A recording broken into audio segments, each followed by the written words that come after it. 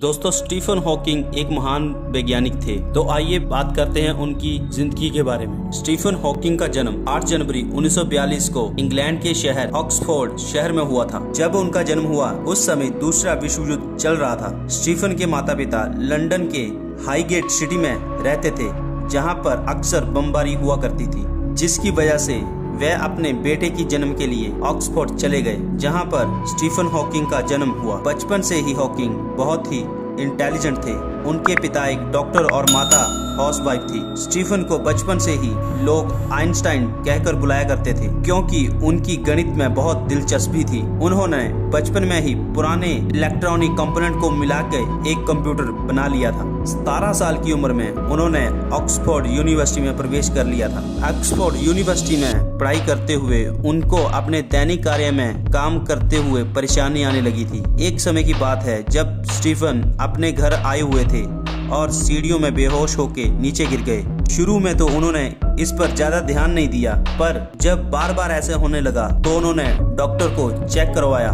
तो चेक करवाने के बाद उनको पता चला कि उनको एक लाइलाज बीमारी है, जिसे न्यूरॉन मोटार डिसीज कहते हैं। इस बीमारी में मांसपेशियों को नियंत्रित करने वाली सारी नसें धीरे धीरे काम करना बंद कर देती हैं और शरीर अपंग होने लगता है और धीरे धीरे पूरे अंग काम करने बंद हो जाते हैं। डॉक्टरों का कहना था कि अब स्टीफन सिर्फ 2 साल ही जी सकेंगे, क्योंकि अगले 2 सालों में उनका सारा शरीर धीरे धीरे काम करना बंद हो जाएगा। स्टीफन को इस बात का बहुत बड़ा सदमा लगा, पर उन्होंने हार नहीं मानी और उन्होंने कहा, मैं ऐसे मर नहीं सकता, मुझे अभी जीवन में बहुत कुछ करना बाकी है। स्टीफन ने अपनी बीमारी को एक तरफ रखते हुए वैज्ञानिक जीवन का सफर शुरू किया और अपने आप को विज्ञान को समर्पित कर दिया और धीरे धीरे वो सारी दुनिया में विख्यात हो गए। उन्होंने अपनी बीमारी को वरदान के रूप में स्वीकार कर लिया, लेकिन उनका शरीर भी धीरे धीरे उनका साथ छोड़ता चला जा रहा था। धीरे धीरे उनका लेफ्ट साइड का सारा हिस्सा अपंग हो गया था।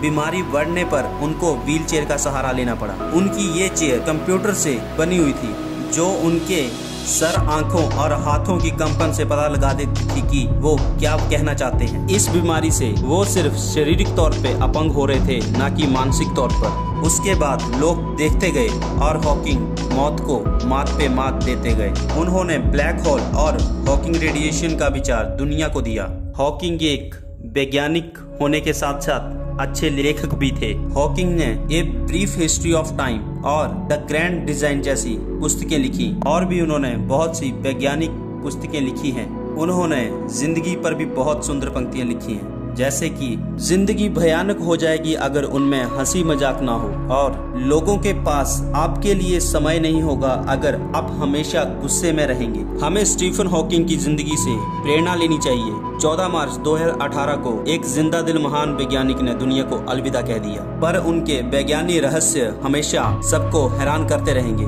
तो दोस्तों, ये थी आज की वीडियो कैसी लगी हमें कमेंट करके जरूर बताइएगा, और साथ ही चैनल को सब्सक्राइब कर लें, क्योंकि मैं ऐसी ही इंटरेस्टिंग वीडियो लाता रहूंगा। साथ ही बेल आइकन को प्रेस करना ना भूलें। तो मिलते हैं एक नई वीडियो में, तब तक के लिए स्वस्थ रहें। नमस्कार।